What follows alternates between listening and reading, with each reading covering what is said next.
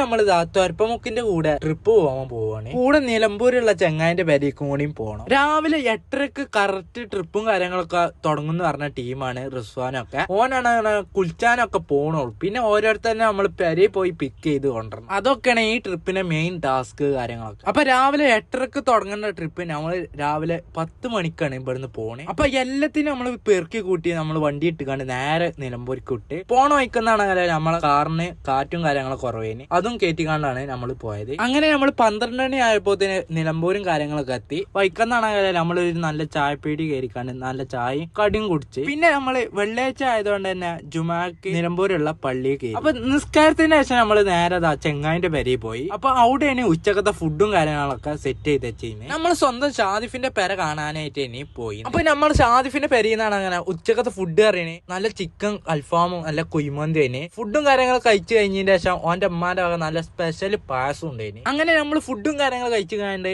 പിന്നെ നമ്മൾ കുറച്ചു നേരം റെസ്റ്റും കാര്യങ്ങളൊക്കെ എടുത്തുകാണ്ട് ഇവന്റെ നാട് കാണാനായിട്ട് ഇറങ്ങാൻ പോവാണ്. റിസ്വാനൊക്കെ അങ്ങനെ അലാക്കിന്റെ തീറ്റയൊക്കെയാണ് തിന്നിട്ടുള്ളത്. എന്നിട്ട് ആ കെടുക്കാനോ ഇരിക്കാനോ ഒന്നും പറ്റണു ഇയ്യന്. അപ്പൊ അടുത്ത പാർട്ടിൽ നമ്മൾ നിലമ്പൂർ ഒന്നായിട്ട് ചുറ്റി കറങ്ങാനായിട്ട് പോകാൻ പോവാണ്. അപ്പൊ ഇത്ര ഉള്ളൂ നമ്മുടെ വീഡിയോ. ഫോളോ ചെയ്ത് അടുത്ത വീഡിയോ കാണാം. അപ്പൊ ഓക്കെ ബൈ.